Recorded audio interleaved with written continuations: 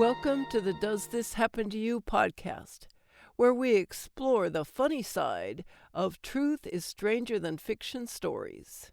Our story this week is from the book Stripped Down, A Naked Memoir by Stacey Keith. Check it out on Amazon.com. His name is Creed, and he shows me it's Creed by whipping out his driver's license, which is an odd yet touching way to prove you exist. I meet him on the last stop of my feature tour, Newport News, Virginia.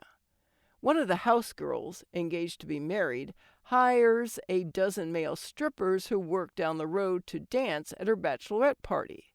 I've never seen a man dance before, and suddenly here's Creed with his long hair and chiseled body, moving with such slow eroticism and sexual power I can't take my eyes off him. I'm surprised by the degree to which he arouses me. It must be how men feel watching a woman dance. But then it has been 10 weeks of edgy desperation. I actually called Lou one night and then slammed down the phone when a woman answered. Creed is tall, all hard angles to my curves, and possessed of a southern drawl so dangerously sexy it drips down my spine like sorghum molasses. We are drawn toward each other the same way Lou and I were drawn, a meeting of archetypes. With him, too, comes the communion of shared lifestyles. He knows what it means to dance for a living. The house girls are amused by our attraction. Creed gives me a complimentary lap dance, laying me back against a table and running his hands down my body, then slowly grinding his crotch against mine. I try to laugh my way out of it, but with the uncanny intuition of dancers, he knows where I live and knows he's found me. Later, he corners me in a hallway leading to the restrooms and pulls me into a phone alcove. In the darkness, my heart pounds. The smell of him is so exotic and male, it makes me giddy. When you're 20, you just look at the personal architecture. Who cares if a guy is actually worth a shit? Perversely, I decide not to just fall into his arms. I stand there pretending not to know what he wants. Creed tries to kiss me. I shy away. A glint appears in those glacier blue eyes. Predator, prey. It's old as dirt. "Go to dinner with me," he says. "What does that mean?" I answer. "Is it code for let me give you a pearl necklace?" "Hell no! Go to dinner with me." I think about dinner with Creed. Creed's more cracker than a box of saltines, with his wingnut name and his souped-up Mustang. Maybe he's edgier than Lou, but he has none of Lou's sweetness. Yet the brash, eager sexuality of a man barely out of his teens has its own gravitational pull, and weeks on the road have made me a lonely satellite. I scribble my motel number on a scrap of paper. "I'll call you tonight," he says. "Promise you'll answer." The idea of Creed works on me as I perform my sets. I wonder if this is such a brilliant idea, another fling that's destined to go nowhere. But it's as though I have no outlet, that I absorb somehow the hypersect energy of the men I dance for. Creed doesn't call that night. I fall asleep staring at the phone, waking the next morning feeling mortified and rejected. Was this just about seeing if he could score my number? Around noon, I get my answer. Creed calls, and by the tone of his voice, I can tell he's skittish and paranoid. "Who's the dude?" he asks. "What dude?" "Muscle guy, black hair. Is he your boyfriend or something?" "Who? Ralph? Are you serious?" "No." "Then why did he shove me into a wall last night and threaten to break my kneecaps if I talk to you again?" "He did what?" I'm so shocked, my hands are shaking. I switch the receiver to my other ear like that might help. "Tell that guy to stay the fuck away from me. My uncle's the county sheriff." Questions erupt in my mind so fast I can barely form the words to ask them. "How did Ralph know you got my number?" Beats the fuck out of me. Maybe he saw me coming down the hall after you left. Maybe somebody dimed me out when I followed you. We talk for a few more minutes before I hang up the phone, less afraid now than angry. Ralph, that bastard. How dare he mess with my love life? I'm going to skewer him. As if on cue, I hear Ralph's signature knock on the door. I fling it open. You told Creed not to call me. Ralph looks amused. Creed? What kind of fucking hillbilly name is that? It's the name of the guy I was going to go out with, and you screwed it up. You got no fucking business getting with a weasel like that. Who are you to judge? Cupcake, you don't need to be messing around with trash. What you do on your own time is your fucking business, but I don't need some mouthy prick making you late for work or telling you ought to be managing your career. All he wants is to take me to dinner. He's a nobody, a dick dancer, a bum. You need to date guys that can afford to take you out somewheres. That weasel ain't taking you on nothing but a fucking ride. There's a sting of truth to this, but I'm too pissed to admit it. I happen to like that ride. You don't own me. I work for you, and that's all. Jesus! These young broads, Ralph says, casting his eyes heavenward in mock supplication. They got no fucking sense. I know I'm about to get the lecture again, the one about how I need to be more like Marlena, his first, oldest, and steadiest dancer. Marlena is Ralph's gumata. She's not beautiful. I've seen pictures. But Marlena puts up and shuts up about Ralph's other dalliances, lets Ralph buy her a new set of bolt-ons every 5 years, and wears a bra to bed because that's what Ralph tells her to do. You gotta keep them things shored up, like in a sling. Ralph likes to remind me. Otherwise, they go lopsided. Marlena socks away every dime she makes. Marlena doesn't expect to be alpha, just employed. She's done a few unremarkable layouts. I can't fathom why she puts up with Ralph, but I respect her work ethic. And Ralph, corrupter of juveniles, peddler of porn stars, and wielder of semi-automatic weapons, is giving me advice on how to live my life. There's a lot you don't know about how things work, Ralph says. You got more looks and talent than most other girls, but you also got no fucking sense and no fucking clue about men. Why is it every time you say something nice, Ralph, you've got to follow it up with a head slap? He grins. I'm Italian. Those are love pats. Now, are you going to go to lunch with me or what? I think about my shitty taste in men and lack of direction all the way back to Houston.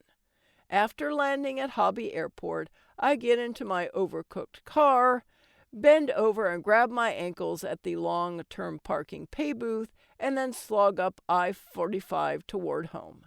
Houston is a war zone of freeways, billboards, and strip malls, but I truly missed every trash-strewn, weed-choked, petrochemically poisoned inch of it.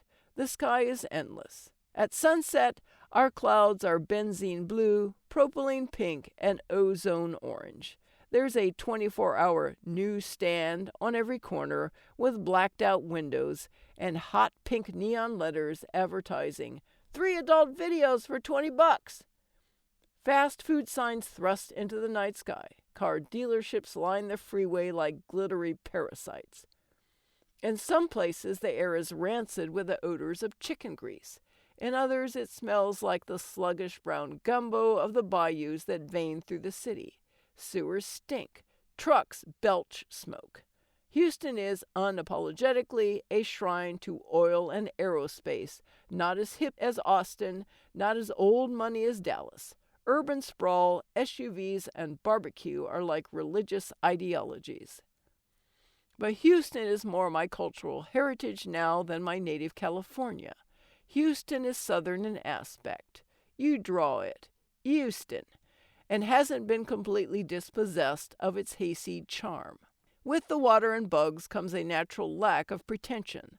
The city's rhythms, the Dixieland ones of New Orleans, our cultural capital, are brassy with optimism. Our food is polyglot. Houston's buffered by ocean along its sloping underbelly, the Gulf of Mexico, where 65 million years ago a meteor plunged into its warm, silty waters and extinguished a race of dinosaurs. By the time I get to my townhouse, I feel guttered. The loneliness that has dogged me during the tour comes crashing down. My mailbox is stuffed with mail I don't care about. Everything looks tragic and dreary compared to the technicolor hallucination of the past 8 weeks. I've changed. This place is too small for an international men's magazine star. I get hundreds of letters a day from men telling me how great I am, and I'm perilously close to believing them. I hear the stories that my magazines are used as currency in places as remote as Nepal and Belize. One guy mails me a picture of his boogie board, which bears my painted naked likeness. When I lay on it, I'm fucking you.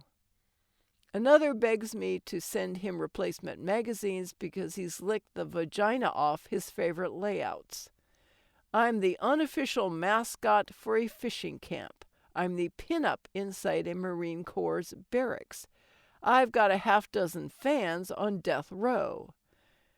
And the minute I press play on my phone messages, I get the call I've been waiting for my whole life.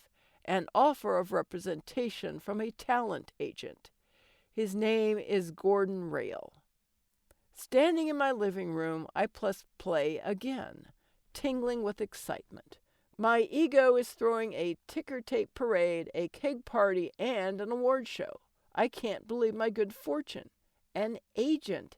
A Hollywood agent. I know people with legitimate acting creds who can't get an agent. Apparently, Gordon's got several auditions he wants to send me on, and if I need anyone to vouch for him, why not call the editor over at Busty Beauties? Gordon's known him for years. After getting a green light from Tex Novo, editor at Busty, don't worry, he's a hell of a guy. I call Gordon. My heart is thumping when Gordon picks up. We chat. I pretend to be someone who's comfortable dropping insider buzzwords like pitch and rap party. Of course, none of this happens unless you move to L.A., Gordon tells me. I can't rep you in Cowtown. Why not? You've got to go to parties, get seen, go on auditions. Can't I just fly out once a month? Look, are you serious about this or not? I need to know. There are 1,000 girls who'd like Gordon Rail to be their agent. I need to think about it. What's there to think about? Either you're a pro or an amateur. Do you want to be more than just another centerfold? Come to L.A. Let me turn you into somebody who matters. After a sleepless night, I get up the next morning and do all the things I like. Read out on the patio, go to the gym, tan, nap, hang out with Bets. But the effort it takes to enjoy myself is exhausting. At a food court in the mall, Bets finally snaps. What the hell is wrong with you? I glance around uneasily before answering. I hate them all. I don't know why I let her talk me into meeting here.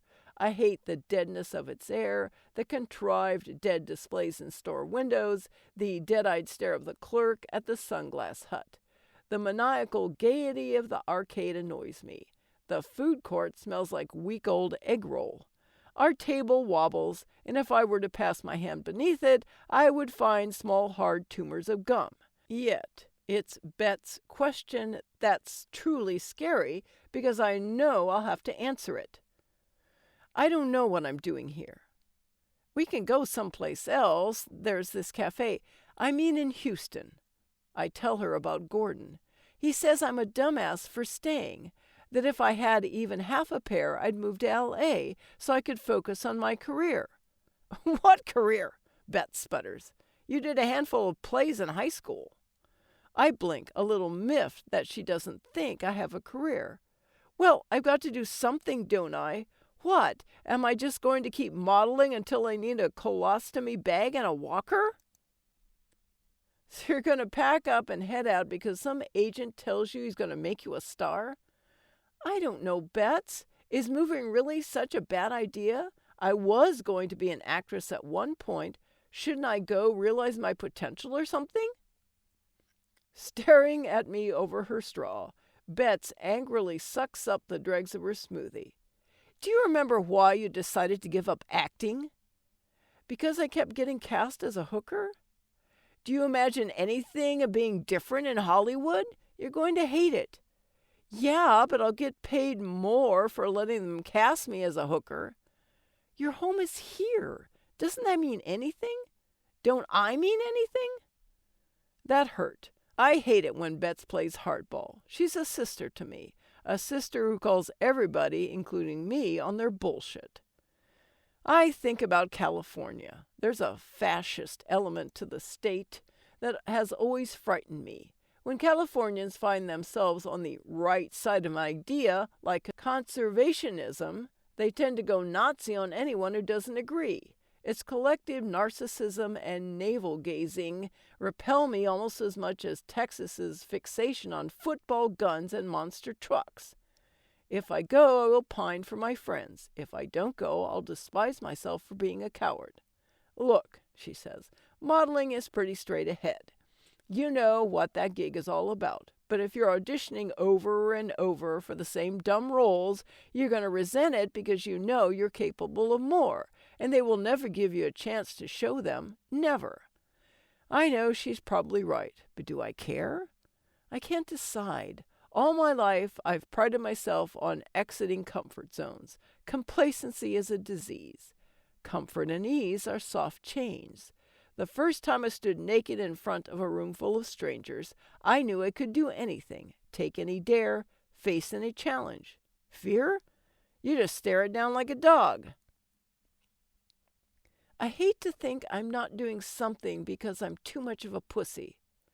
Not a pussy, Bets says. Smart. 20 minutes later, threading through the sales racks at Foley's, I follow in her wake, brooding. I think about my previous forays into acting, how at 15 I boarded a plane for New York, bought a black crepe dress that I thought made me look 18, which was the minimum age of admission to the Royal Academy of Dramatic Arts, and then proceeded to embarrass myself performing the "Not All the Perfumes in Arabia" monologue from Macbeth, which, in hindsight, is the equivalent of Cyndi Lauper singing a libretto from Don Giovanni. I remember the auditioner was this bleary-eyed old Brit with a mouth like an asshole. He peered at me over his bifocals and said, "That was all very well, my dear. Why don't you come see us again after you graduated kindergarten?" Balls. I owned a pair back then. So what happened? You're going to do it, aren't you? Beth says as our escalator ascends from the basement level to the first floor cosmetics counters. You're going to ruin your life and make yourself miserable trying to fix all the heartache and rejection of the past by getting these wildly psychotic, egomaniacal fuckwads to tell you you're beautiful. What will really confuse you is that sometimes they will, and sometimes they won't. So you'll mortgage your soul again and again trying to prove that you're special, that the naysayers were wrong, only it won't be enough. It's never enough. California will eat you alive like a fucking snake and then shit out your bones.